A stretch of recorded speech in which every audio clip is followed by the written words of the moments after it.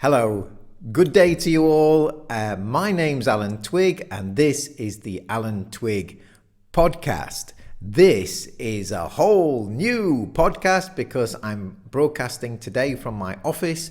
I've moved from my normal location downstairs on the patio to upstairs because there were just being too many interruptions, barking dogs, all sorts of things.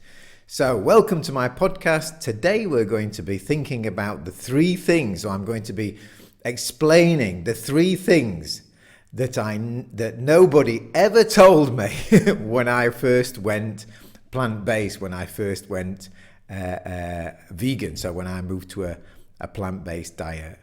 And the first thing that I never really expected was that my food was going to taste so nice, that it was going to be so delicious, that I would enjoy my food more now than I did previously. You see, when we think of a vegan diet, we all imagine that person nibbling away on a little bit of lettuce, adding a little slice of cucumber, maybe a couple of tomatoes, a little bit of salt and pepper, and that's about it.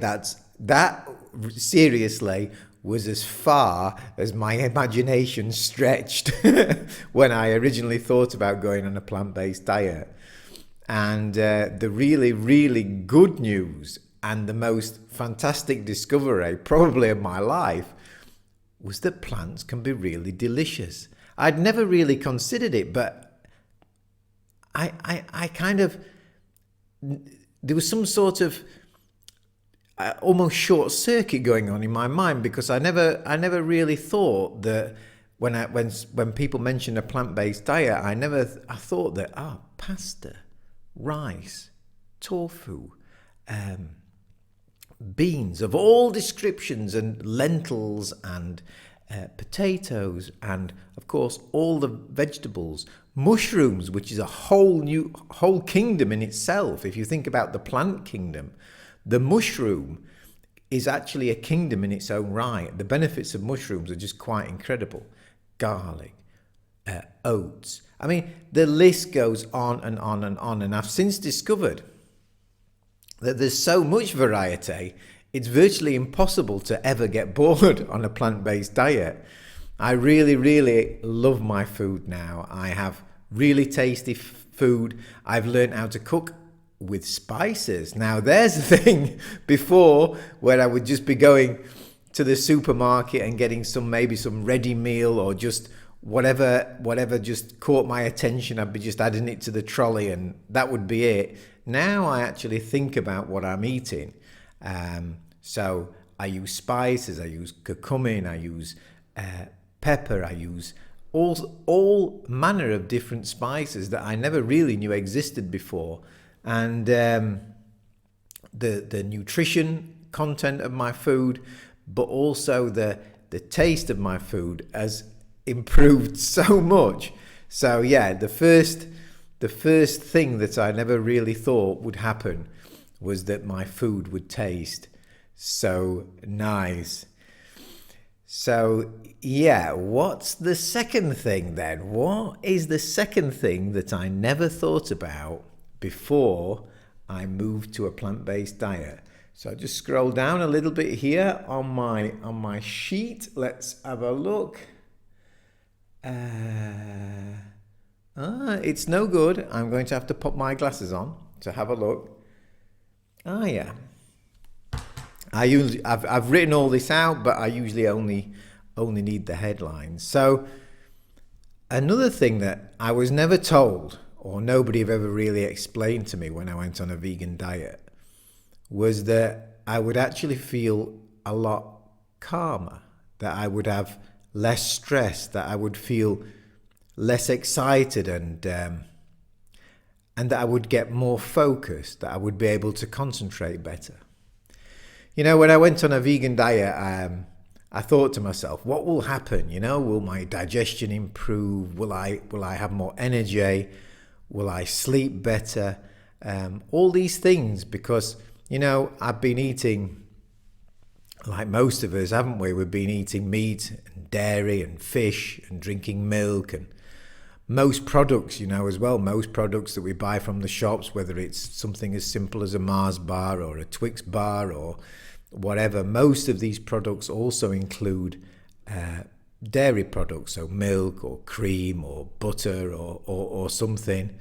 And we've been eating these products all our lives, haven't we? And so when I decided to take the step and move to a completely plant-based diet, I did ask myself, what would change? How would I feel? Would I feel any different? And it was about 2 or 3 weeks later, and a friend of mine, maybe a month later, a friend of mine asked me, he said, "Oh, Alan, so have you noticed any changes?" And it prompted me to think, and I just realized that I did have a sense of calm that I never used to have. I'm one of those people, I'm very energetic. I've always had energy. Hope that will last, by the way. It's nice to have energy. But my thoughts were always all over the place. I found it very difficult to concentrate. That was my that was my main Achilles heel, that I couldn't stick with things for a longer time. And since I've been on a plant-based diet, I've become far more productive and far more effective, because now I just seem to be able to concentrate better. And there's also this feeling of calm that I have, and it's a difficult feeling to explain, really. It's a sense that I have time, that I don't have to rush things, that I can be patient, and just a general feeling of peace in a way. And so this was actually one of the things that surprised me. I've since read a lot of other people who've also made the change, who also experienced the same thing, that this sense of calmness. So I wondered to myself why it might be. But the explanation came actually from my yoga teacher. He explained to me that in the yoga tradition, if you want to practice yoga correctly, you should be on a vegetarian or vegan diet, because most people think, or we think, don't we, that yoga, I used to certainly associate yoga with stretching. So we think, when we go to yoga, it's all about stretching and working out. But actually the whole purpose of yoga is meditation. It's being able to try to view your thoughts, to be able to reach a higher plane, really, and not be distracted by the ego, by this constant chatter of our mind. So that's the ultimate goal of yoga. And they believe, or they've always believed, that can't be achieved if we're eating animals, dead animals, to be more specific.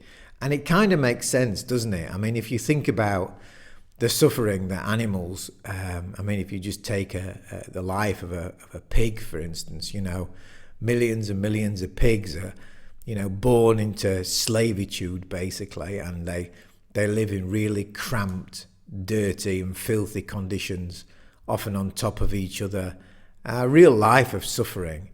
And at the end of this awful existence, they then are taken away in a lorry, also in cramped conditions. Often they're transported across continents before they reach the slaughterhouse, and then they die in absolute fear and horror. And if you think about that, and the fact that you then this meat, that obviously comes from the pig, that we then go to the supermarket and buy that and cook it and ingest it, surely on some level we're ingesting that fear and pain and suffering, and surely we're taking that into our own bodies. And if you think about it, it makes sense. I mean, the whole world at the moment seems to be suffering from anxiety and fear. You know, I'm speaking to you now. I don't know when you'll be watching this, but at the moment, we're still very much in the middle of the whole corona thing. And the feeling is that the whole world is, you know, suffering from a bout of anxiety, and which also makes sense if you think about the consumption of meat, which has gone on, which has increased from, you know, what it might have been in the 1970s, typically maybe a Sunday roast and maybe once or twice in the week, whereas now people literally eat meat all the time, for breakfast, for lunch, for dinner. That's what I was doing just 5 years ago, you know, and wow, when I think about that now, it's really, really tough for me to think that I was like that, but I was like most of us were, you know. So yeah, but when I adopted this plant diet that I've now been eating for 5 years, this sense of calm that I was talking about earlier really became noticeable, and I could never go back to eating meat now, because I've removed all that suffering, all that violence has been now removed from my diet, which I like to think has also been removed from my body. So yeah, nobody ever told me when I went plant-based that I would have a more calm nature. So that's another good reason for thinking about going plant-based. So let's have a look what's next. The last one on my list. Yeah. I only wrote it yesterday, but it's really true. The one thing that nobody told me when I went plant-based or vegan is that I would learn to question everything. When you see, the thing is, when I went plant-based, when I went vegan, and this happens to all of us who do this, many of us start for health reasons. You know, we decide that we want to improve our health, and a plant-based diet has been proven in so many ways to be the world's healthiest diet. It's the only diet that's ever been proven to actually reverse heart disease. So it's definitely a good healthy diet. And a lot of people, even athletes, my son for instance, has moved to a vegan diet because they want to improve their health, or they want to improve their athletic performance. And my initial reason for moving to a plant-based diet was to try to avoid heart disease, which my grandfather and my own father had contracted, you know, in their 60s. So this was something I wanted to avoid, and this was actually the reason why I decided to move to a plant-based diet in the first place. But once you take that step, and once you start to learn about what's going on, and when I say what's going on, I'm talking about, I mean, it's on so many levels. So first of all, we learn about the food companies that spend billions and billions trying to find clever ways to make us addicted to their products, you know, whether it's McDonald's or Burger King or whoever. You know, these companies spend a lot of time making us addicted, and they do that by using fat, salt and sugar, trying to get the perfect mix of those three evil things to make us addicted and to make us keep coming back for more. And it absolutely works, doesn't it? I mean, if you look at, remember when the lockdown was ended in the UK, my brother sent me a video of the queues of cars in front of Burger King, you know, people desperate to get their fix of sugar, salt and fat.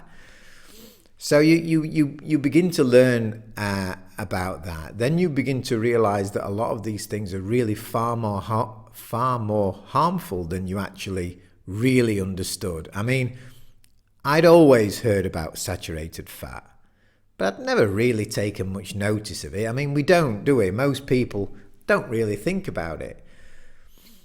But when you actually, or this happened to me, when I actually started to realized that it was the saturated fat that had probably led to the high cholesterol that my father had got, it was the saturated fat and the high cholesterol that had probably blocked his arteries, and that had probably led him to having stents fitted and eventually a heart bypass.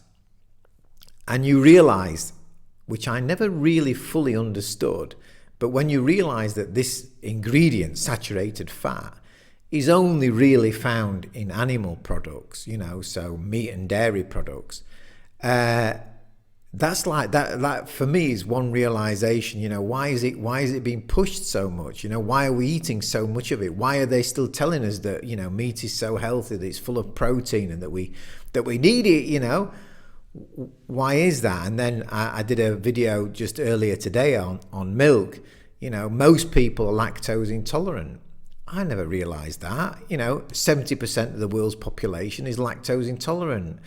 I'm lactose intolerant. I mean, I drank gallons of the stuff as a kid, and then I would spend hours on the floor lying with stomachache, and I never connected the two. That's probably obviously shows you the shows you the level of my intelligence to never have connected the two. But it turns out I was absolutely lactose intolerant. As an adult, I used to get bloated, and that was also because of the meat and dairy products, mainly dairy. So, and then you take a next step. So you learn about the food. You learn that the food is making us ill, basically, and you learn that the pharmaceutical industries exist to make us, well, not to make us well, but to just treat the symptoms. So we learn all that, and it opens up, it certainly opened up my mind, and I know a lot of other people who are on a plant-based diet, it certainly opened up their minds as well. But then, of course, we go to the next level, which really, really is shocking. And that's when you start to kind of dig in to how the animals are treated, how badly we treat the animals, from the moment they're born until the eventual slaughter, usually at a very young age. It's just horrific. It really is horrific and so unnecessary. As I said before in the first one, when you realize that plant foods in the incredible variety that we have today can be so delicious, and then you look and actually see how we're treating the animals, it really opens up your mind. And because food is such a fundamental thing, it means that you start to question everything, not just food, but literally everything. Critical thinking becomes far more prevalent. In a way, we've had the blinkers taken off, So, it's one of the things that's, in the last 5 years, my ability to question, not take everything at face value, to really look behind things. And I'm not just talking about food, but literally everything now. It's also with this coronavirus thing that we're going through at the moment. Everybody's got their opinion. But one thing I've learned for sure is not to believe everything that I see on television, because when you realize and when you see, when you move to a plant-based diet and you understand that a lot of what's on the television, whether it's cooking programs, whether it's the news programs, all of this has got such a massive bias, because at the end of the day, the journalists, the people writing the newspapers and most people working in television are eating a meat-based diet, meat and dairy-based diet. So they don't even notice. So with the corona outbreak, it's also been really fascinating to see also in vegan forums and plant-based forums that there's a lot more skepticism about what's going on. And I think that just comes from this place of, once you've started to question the food that you're eating, or the food that you've been told all your life is so healthy, and to realize that it's not, that it's actually killing you and it's causing obesity and it's causing all these chronic diseases. It teaches you to question. So the third thing that I learned from going on a plant-based diet that nobody really told me, but that I've come to really appreciate, is the ability to question a lot more than I used to do. So yeah, I think that about wraps up today's episode. It's been a little bit of an experiment for me today. I've set up this new system at home, so hopefully it sounded good to you. Hopefully you've learned something. I'm really going to try to be consistent with this. I'm hoping to invite some really good guests to come and have a nice chat. I've got the first guest lined up for Monday. So Joanne Graham is going to be my guest, and we're going to do my first podcast with a guest, which I'm really excited about. So I hope you'll maybe tune in for that, because I'm sure it's going to be good fun. I think you'll find it very interesting as well. Yeah, I think I'll land this now. Thanks for being there, and I look forward to being here again on Monday. Thank you. Bye-bye.